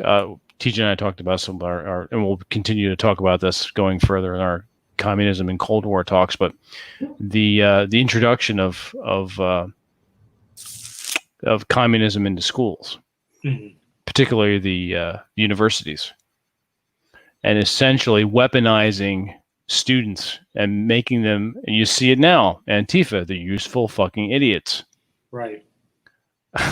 Kids that never worked a day in their life.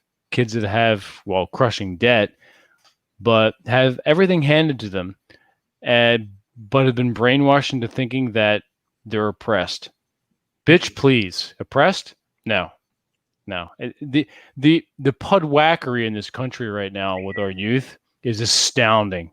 And we're seeing it happen in real time. Mm-hmm. But what's happened is you've got the communist influence in the universities and the women's movement as far as like the free love, and then everything that cascaded from that with, men have to show their feelings. Men have to be more like women. That is a key turning point. Men having to be more like women. And that's all I'm going to say. So, on that note, it is now the 2-hour mark. Roman, is there anything you have to or want to say as far as men seeking beauty? Not really. I think I gave you a list of a bunch of the influences that I had. Everything from the pre-Raphaelites to the American pinups. I really think we need to bring that back. Like, for instance, what's with the military not having hot chicks on their planes? That needs Bring to those be back. Seriously. All right. Yeah, I'm completely down with that. And one problem that you had is nobody dies when you're flying a plane. The actual soldiers on the field are going to get killed, but everybody in planes, nobody could shoot us down. You had, minimal deaths. You've had half a dozen deaths in planes. It's usually because of user error, and not minimizing that these things are dangerous. But when you fought in World War II, you knew there's a very good chance you're going to die. You had bullets flying at you constantly. So you had to appreciate your last moments. So you put a really hot chick on your plane. You're going to put whatever the fuck you wanted to on your plane. Exactly. Nobody's going to tell you what the fuck you're going to do because you're going to die. I have an idea. We all, and TJ will soon too, we all ride motorcycles. Are you good at airbrushing? I've never done it in my life, but I'm sure I could figure it out. You want a hot chick on your motorcycle? I want a hot chick on my fucking motorcycle. We're going to bring back the pinups on our fucking motorcycles. That'd be awesome. Yes. Okay. Fantastic. Exactly, Red Crusader, communist creep. But yes, we're starting right now, right here. You heard it here first. Masculine Geek, pinups on your fucking motorcycles. There yes. All right. I'll learn how to do that. We're doing it. All right. It's at the 206 mark. God damn it. All right, cool. Let's do a little bit of quick housekeeping. Where can everyone find you again? I'm on opiumtales.com. I'm also on Twitter. My handle is Roman Opium Tales. My name is Roman, and my two models are Allie and Roxy. Allie is the blonde, and Roxy is the brunette. They're real people. They're wonderful people. They're two of my closest friends, and I love women. So I will have other women later on. I have Sophia, who you could find on Pornhub as Sophia Jade. Nice. Nice. Jin's actually retired, so I'm not going to promote her anymore. But those are my three models that I use, and I'll probably have a fourth in the future. So once again, Opium Tales on opiumtales.com. Okay, and one of those models is going to go on my motorcycle. Awesome. There we go. All right, Rob, where can everyone find you? robsays.net. Excellent. TJ. What? Try I again, can't- TJ. You're muted. What the fuck's going on over there? TJMartinell.com. Having a There- fucking Aaron Clary moment over Yes. there. Hey, can you hear me? Can you hear me? Hey, can you hear me? What's the itinerary? And so look out if you're on the news. If you're not on the newsletter, get on the newsletter because you're going to get advance warning of certain things. There will be a posting. Yes, I'll make an advance posting on the newsletter going out on Friday. We have a new Masculine Geek subscription website and product coming out. So that will be released and launched this Friday. Get on the newsletter. Pay attention to the website. Get moving. God damn it. And until then, keep an eye out. Keep the fires burning. Watch your six. And we'll see you. Well, we'll see. We may do something this weekend. It depends on the what our plans are. You may get a random rogue broadcast. We'll see. Anyway, everyone in the chat, it's been lovely and amazing talking and seeing with everyone. Enjoy your evenings, and we'll catch you soon. What? Corona's on me. Thanks, homeschool. Thanks, you son of a bitch. All right, we'll catch you All later. right. See you guys. Rah.